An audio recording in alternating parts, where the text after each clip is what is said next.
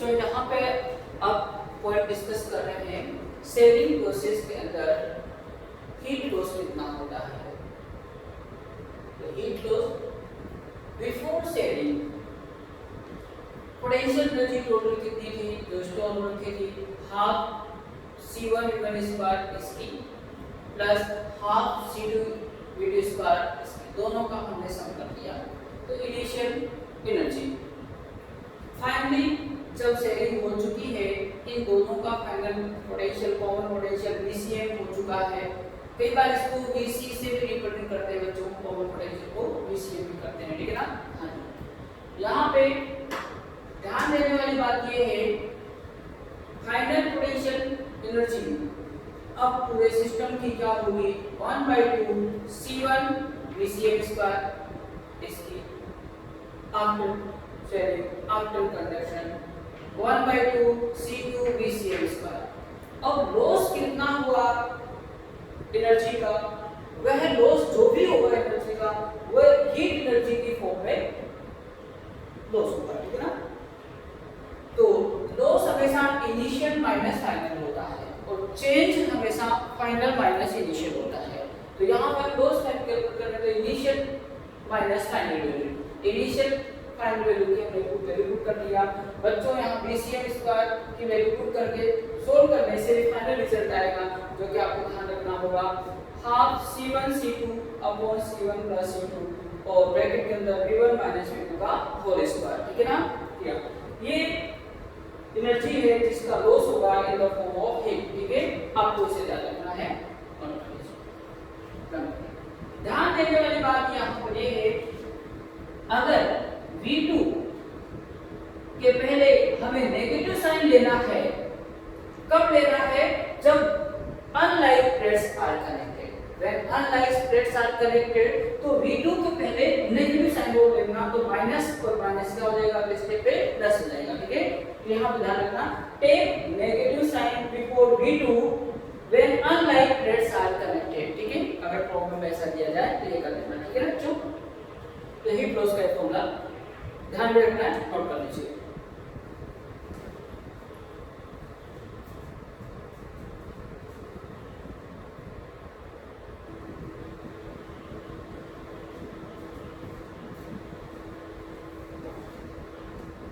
तो जो heat loss का फॉर्मूला आ चुका है हमारे पास में, half C1 C2 upon C1 plus C2 V1 minus V2 का होल स्क्वायर, ठीक है। यहाँ पे छोटी सी बात स्पेशल नोट में मालूम करते हैं, और नो लॉस ऑफ हीट, कोई लॉस ना हो तो उसके लिए जरूरी है, देखो ये वाला फैक्टर क्या हो जाए, 0 हो जाए, ठीक है ना। यानी V1 और V2 की वैल्यू क्या हो जानी चाहिए, बराबर, ठीक है। That should be V1 equal to V2। ये भी V हो गया, ये भी V हो गया, तो V माइनस V 0 और हीट लॉस 0। तो दोनों का अगर पोटेंशियल सेम होगा तो चार्ज का फ्लो नहीं होगा, चार्ज का फ्लो नहीं होगा तो नो लॉस ऑफ एनर्जी। इसकी वैल्यू देता हूं K Q1 upon R1 K Q2 upon R2। तो बच्चों Q1 R1 equal to Q2 R2। ये कंडीशन अगर हुई तो नो लॉस ऑफ एनर्जी का लॉस नहीं होगा, ठीक है। और इसी को ऐसे भी लिख सकते हैं हम क्रॉस मल्टीप्लाई करके, Q1 R2 इक्वल टू बोलो Q2 R1। ये कंडीशन हुई तो लॉस नहीं होगा। बट अगर कोई कह दे हीट लॉस हो रहा है, ठीक है ना, और लॉस ऑफ हीट, तो उसकी कंडीशन क्या बनेगी, हीट लॉस हो रहा है तो यानी ये दोनों बराबर नहीं होंगे, यानी ये इसके इक्वल बराबर नहीं होगा, मतलब Q1 upon R1 is not equal to Q2 upon R2। और इसे ऐसा भी लिख सकते हैं Q1 R2 is not equal to बोलो Q2 R1। कई बार ऐसा भी ऑप्शन लेके से पूछा जा सकता है, तो ध्यान रखें, ठीक है ना। तो नोट कर लीजिए। दो बातें हमने मालूम की, एनर्जी का लॉस ना हो उसके लिए क्या होगा, दोनों का पोटेंशियल सेम होना चाहिए, दूसरी कंडीशन हमारे पास आ गई। और लॉस हो एनर्जी का तो दोनों का पोटेंशियल क्या होना चाहिए, डिफरेंट होना चाहिए, अलग अलग होना चाहिए।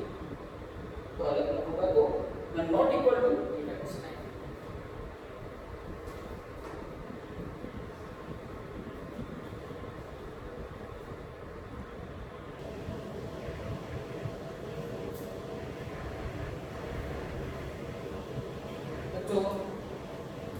और न्यूमेरिकल प्रॉब्लम्स के लिए हमें ध्यान रखना है कि सबसे पहले टोटल चार्ज हमें सिस्टम का हैंडल करना है। इनिशियली टोटल चार्ज लिखना था initially, then divide total charge in the ratio of capacitance, माने कैपेसिटेंस के रेशियो में आप डिवाइड कर दीजिए। क्यों, हमें मालूम क्या था, Q बेस डायरेक्टली प्रोपोर्शनल टू C, ठीक है। अगर स्फेरिकल कंडक्टर हो तो उसकी रेडियस के रेशियो में डिवाइड कर दीजिएगा, क्योंकि स्फेरिकल कंडक्टर के लिए C directly proportional to R होता है, ठीक है। तो इक्वेशन कर रहे बच्चों, इस पे एक कंडक्टर के अंदर -20 कूलम्ब चार्ज है और P पर 70 कूलम्ब चार्ज है, रेडियस 1 सेंटीमीटर 4 सेंटीमीटर है, ठीक है। तो आफ्टर कंडक्शन जब इनको किसी कंडक्टिंग वायर से कनेक्ट कर दूंगा तो इन दोनों पे चार्ज कितना हो जाएगा, कितना चार्ज का फ्लो होगा आफ्टर कंडक्शन, ठीक है क्या। तो हम जानते हैं कि पहला काम तो अभी सिखाया, फाइंड टोटल चार्ज इनिशियली, ठीक है ना। तो Q टोटल इनिशियली कितना होगा, -20 और +70 इक्वल टू बोलो 50 कूलम्ब। अब ये 50 कूलम्ब को बंटवारा होगा डिवाइडेशन किसके रेशियो में, उनकी रेडियस के रेशियो में। क्यों, क्योंकि ये स्फेरिकल कंडक्टर है, ठीक है ना। इनकी रेडियस के रेशियो 1 तो 1:4। अब इसके अकॉर्डिंग इस 50 कूलम्ब को बंटवारा करेंगे, डिवाइड करेंगे। Q1 डेज इक्वल टू तेरे को 5 प्रॉफिट एंड लॉस पढ़ा होगा तो लाइफ में, ठीक है, 20 क्लास ऑफ कोर्स के अकॉर्डिंग, ठीक है। रेशियो के अकॉर्डिंग किस तरह से डिवाइड करते हैं प्रॉफिट लॉस को, उसी हिसाब से यहाँ पर है। दोनों का सम 5 में से इसका पार्ट 1 है तो 50 में से कितना होगा बोलो, 10 कूलम्ब। Q2 डेज यानी ये तो A पर है, ये B पर होगा। 5 में से कितना पार्ट है इसका 4,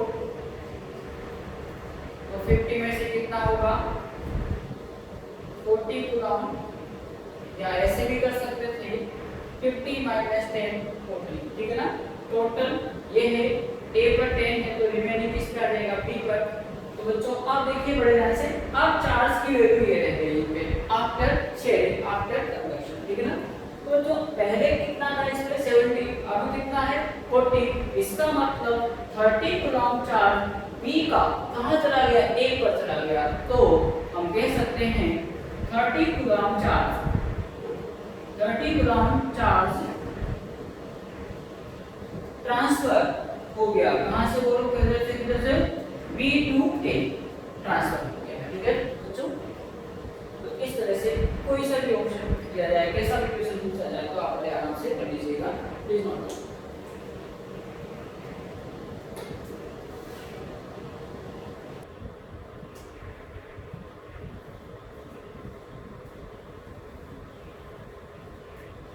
नेक्स्ट क्वेश्चन देखिए बच्चों, दो कंडक्टिंग स्फीयर है जिनके सरफेस चार्ज डेंसिटी सिग्मा, इस पर भी सिग्मा, रेडियस r और 2r है। क्वेश्चन पूछा गया है, find final surface charge densities after conduction on each sphere, ठीक है। तो जो कंडक्शन के बाद में सरफेस चार्ज डेंसिटी कितनी हो जाएगी इन दोनों पे अलग अलग, ठीक है। इसको A मान लेता हूं, इसको B स्फीयर।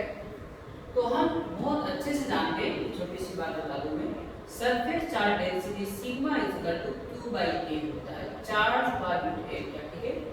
तो अब हमें यहाँ पे सरफेस चार्ज डेंसिटी कैलकुलेट करना है आफ्टर कंडक्शन आफ्टर शेयरिंग, ठीक है ना। तो आप शेयरिंग होने के बाद में, कंडक्शन के बाद में फाइनल दोनों पे चार्ज कितना कितना हो जाएगा वह मालूम करिए। यानी इनडायरेक्टली यहाँ पे सिग्मा डैश जो भी होगा क्यू डैश मालूम करिए और a से डिवाइड कर दीजिए। इस तरह से अपन फाइंड आउट कर सकते हैं आफ्टर स्टेटमेंट क्या सरफेस चार्ज डेंसिटी। तो पहले तो ये मालूम करना पड़ गया काम कि आगे कंडक्शन के बाद में इस पे टोटल चार्ज कितना होगा, इस पे कितना होगा, वो मालूम करने के बाद एरिया से डिवाइड कर देंगे। ठीक है ना। चलिए तो पहले चार्ज का डिस्ट्रीब्यूशन करने से पहले हमने बताया था टोटल चार्ज होगा कितना। तो बच्चों जब इसी फॉर्मूले को देखिए sigma equal to Q by A होता है तो क्यू चार्ज कितना होगा sigma A surface charge density into area. तो क्यू टोटल इस पे चार्ज कितना होगा सिग्मा इनटू ए कितना हुआ इसका 4 पाई आर स्क्वायर और इसका टोटल चार्ज कितना हुआ सिग्मा और 4 पाई बोलो 2 आर का होल स्क्वायर। ठीक है ना। तो ये कितना हो गया बच्चों, दोनों को जोड़ लीजिए 20 sigma 4 pi r square this is Q total. ठीक है ना। अब इस क्यू टोटल को हमें डिवाइड करना होगा इन द रेशियो ऑफ इस रेडियस। ठीक है। तो यहाँ पर अब q1 डैश जो होगा q2 डैश होगा उनकी रेडियस के रेशियो में डिवाइड हो जाएगा यानी 1:2 के रेशियो में। ठीक है। इसकी आर इसकी हुआ है तो q1 डैश कितना हो गया वो देख लीजिए। दोनों रेशियो का सम 3 है, 3 बेसिस का पार्ट 1 है तो इसमें टोटल चार्ज है इसमें से कितना होगा 20 सिग्मा चलिए ये तो मल्टीप्लाई हो ऐड हो चुका। ठीक है ना। Sigma pi r square. ठीक है ना। तो कितना हो गया देख लीजिए 20/3 sigma pi r square this is q1 dash यानी आफ्टर कंडक्शन इस पर चार्ज कितना रहेगा तो उस पे सिग्मा डैश कितना होगा सिग्मा डैश और a के लिए। ठीक है a के लिए और a तो q dash q1 dash sorry ठीक है ना अपॉन एरिया q1 डैश तो ये रहा बच्चों 20/3 sigma pi r square upon इसका एरिया कितना है ये रहा 4 पाई आर स्क्वायर। ठीक है ना। इसे सोल्व करो। ठीक है। तो कितना हो रहा है 5/3 सिग्मा तो सिग्मा डैश और a के लिए 5/3 सिग्मा आया बच्चों। ठीक है ना। सिमिलरली हम सिग्मा की वैल्यू दूसरे पर भी फाइंड आउट कर सकते हैं वो कितना होगा वो भी मालूम करते हैं। चलिए अब q2 डैश फाइंड आउट करते हैं। ठीक है ना।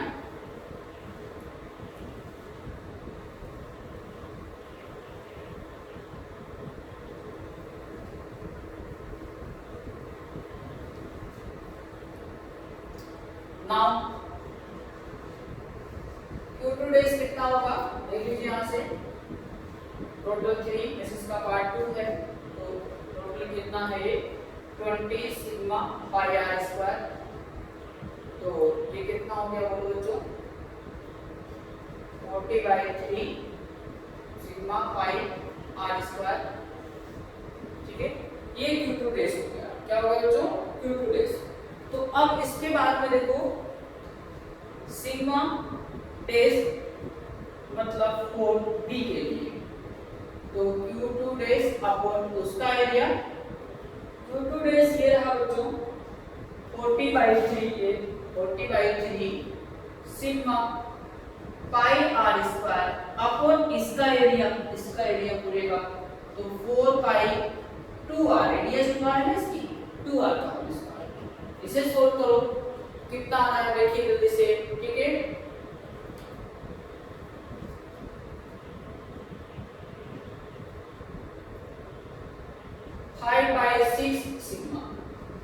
Sigma dash copy. ठीक है।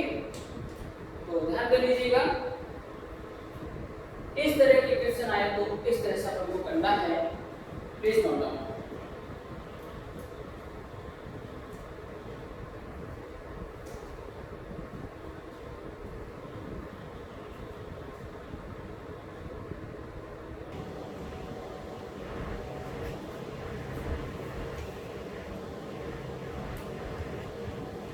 नेक्स्ट क्वेश्चन देखिए बच्चों, a capacitor is charged up to potential V. Now it is connected to uncharged identical capacitor. Then calculate number 1 common potential, number 2 charge on each capacitor after connection, total energy before connection of the system, energy of each capacitor after connection, and loss of energy in the form of heat. तो वापस उसको समझते हुए और one को discuss करते हैं। Capacity है दैट इज स्फेरिकल, कैपेसिटी मान लेते हैं और सिंपलिसिटी ये इसको चार्ज किया गया कब कहां तक अप टू पोटेंशियल V, इस पे मान लिया चार्ज किया हो गया, इसकी कैपेसिटेंस की है। और एक दूसरा आर्टिकल इस सिचुएशन ठीक है ना, कैपेसिटर है तो उसकी कैपेसिटेंस भी C है, अनचार्ज है, कोई चार्ज नहीं है, पोटेंशियल ठीक है ना। हमें कॉमन पोटेंशियल फाइंड आउट करना है ठीक है ना। हमने बनाया था कॉमन पोटेंशियल का फॉर्मूला, याद आया? आइए देखिएगा और मुझे बताइएगा। पहला common potential VCM is equal to C1V1 plus C2V2 upon C1 plus C ठीक है ना। यहाँ पर बच्चों ध्यान दीजिएगा, C1 ये रहा, C1 की क्या है C, V1 कितना V, और C2 C है, V2 की वैल्यू 0 है और अपॉन C प्लस C ठीक है, इसका भी C इसका भी C। अब देखिएगा कितना हो गया ये CV upon 2C, this is V by common potential की वैल्यू क्या आ गई है V by, common potential V/2 आ चुका है। अब हमको पूछा गया है charge on each capacitor after connection ठीक है, मतलब Q1 डेज, Q1 डेज कितना होगा और Q2 डेज कितना होगा। Q1 डेज का फॉर्मूला आपको याद है C1 VCM, C1 की वैल्यू C है, VCM की अभी फाइंड आउट करें V/2 ये रही, तो V/2 तो Q1 डेज कितना है CV/2 और सिमिलरली Q2 डेज कितना हो जाएगा C2 VCM ठीक है, C2 VCM, C2 की वैल्यू भी कितना है यहाँ पे दूसरे वाले का कैपेसिटेंस C है, VCM V/2 तो इस पे भी चार्ज क्या हो गया बोलो CV/2। अगर हमें कोई पूछ लेता आफ्टर कनेक्शन ठीक है ना, आफ्टर कनेक्शन इन दोनों चार्जेस का रेशो Q1 डेज और Q2 डेज का रेशो तो CV/2 1:1 यहां पे सेम पता है क्या पूछा जाता था हमें क्लास में ठीक है, नोट करिए। उसके बाद में हम अगले क्वेश्चन पे बताते हैं कि नोट कर लो।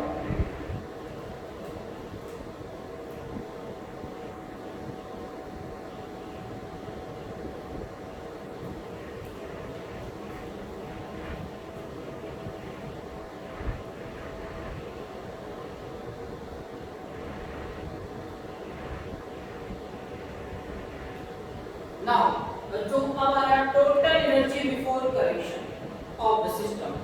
टोटल एनर्जी की बात करते हैं अपन।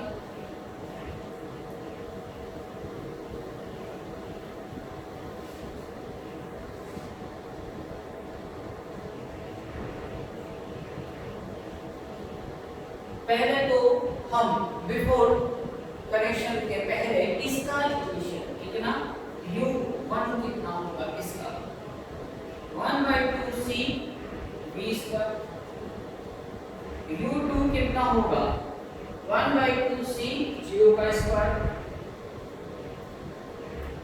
यानी 0, तो U टोटल ठीक है ना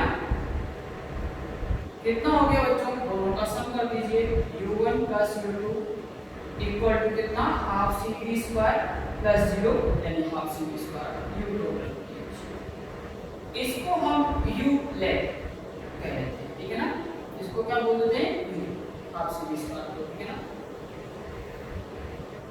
अब देखो energy of each capacitor after connection, energy of each capacitor after connection, four number U1 after connection test कर लेते हैं 1/2 C1 VCM स्क्वायर, 1/2 C1 की वैल्यू C, VCM कितना है V/2 का होल स्क्वायर। तो बच्चों 1/2 CV स्क्वायर और ये 1/4 हाफ CV स्क्वायर को मैं क्या लिख सकता हूँ, ये बताया U, हाफ CV स्क्वायर को U हमने मान लिया। तो या तो जवाब ऐसा भी हो सकता है ऑप्शन में CV स्क्वायर बाई 8 या हाफ CV स्क्वायर को U लिख सकता है, तो U/4 इस फॉर्म में भी दे सकता है U1 ठीक है ना।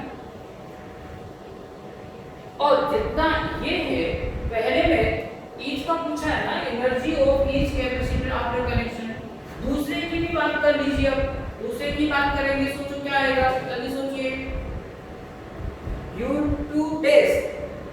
U2 डेश भी इतना ही आएगा ना बच्चों, 1/2 C2 की वैल्यू C, VCM V/2 का होल स्क्वायर, तो वो भी कितना आएगा U/4 ही आएगा, ठीक है ना। तो ये पॉइंट पे आपको नोट करना है। Loss of energy in the form of heat, heat के फॉर्म में कितना एनर्जी का लॉस होगा उसकी बात करते हैं बच्चों, ठीक है ना। आइए नोट करिए।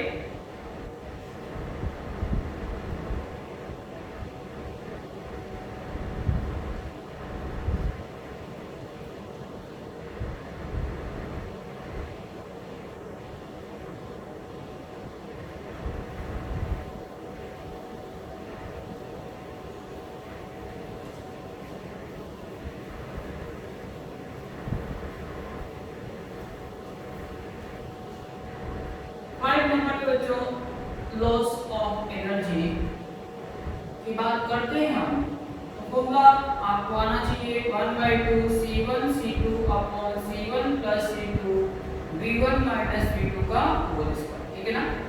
अब वैल्यू करो बच्चों 1/2 C plus C, V1 V है तो V2 0 है। सोल्व कर लीजिए बच्चों, 1/2 C स्क्वायर अपॉन 2C और ये V स्क्वायर, ठीक है ना। तो एक C से एक C कैंसिल हो गया बच्चों, कितना आ जाएगा 1/2 CV स्क्वायर इनटू 1/2। दो जवाब हो सकते हैं, या तो CV स्क्वायर बाई 4 हो सकता है, ठीक है ना, या बोलो हाफ CV स्क्वायर को U लिख सकते हैं, तो U/2। This is the loss of energy, क्या होगा बच्चों U/2, ठीक है। तो इस क्वेश्चन में हर प्रकार के क्वेश्चन रिपोर्ट किए गए हैं बच्चों, बहुत अच्छे से रीड कर लिए गए, एक बार वापस करना तो सभी पॉइंट्स क्लियर हो जाएंगे बहुत अच्छे से, ठीक है। Please note.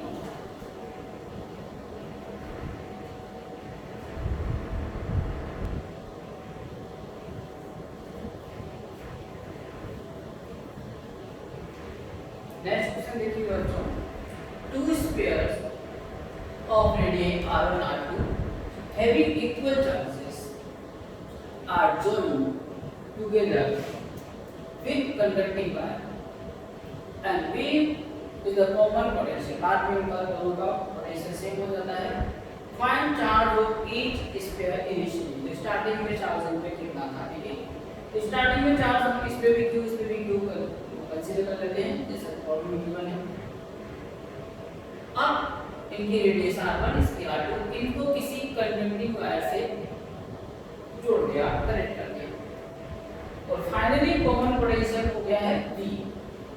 तो हम जानते हैं बच्चों, और हमें फाइंड आउट क्या करना है, इनिशियली ये चार्ज कितना था, ठीक है ना।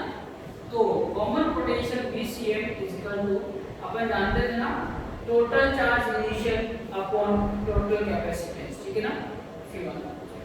This is the total charge initially, इस पे कितना है Q, इस पे कितना है Q, और C1 प्लस C, और ये VCM की वैल्यू कितना दे रखा है V। नेक्स्ट स्टेप बच्चों V इक्वल टू 2Q, इस C1 की वैल्यू लिख सकते हैं 4 एप्सिलॉन r1, इसके लिख सकते हैं 4 pi epsilon r2, 4 pi epsilon common ले लेता हूं, 2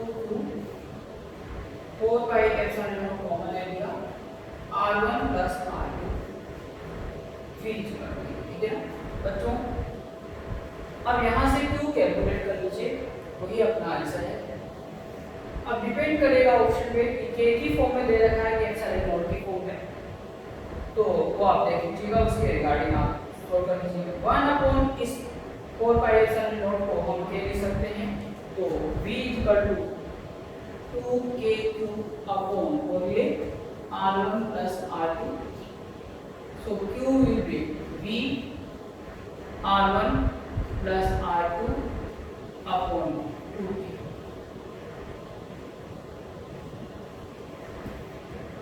ये बच्चों इनिशियल चार्ज दोनों पे जो था उसकी वैल्यू होगी, ठीक है ना। तो अच्छे से समझिए क्वेश्चन को पहले, और फिर उसके अकॉर्डिंग कौन सा फॉर्मूला लगेगा वो देखिए और फिर कैलकुलेट करिए।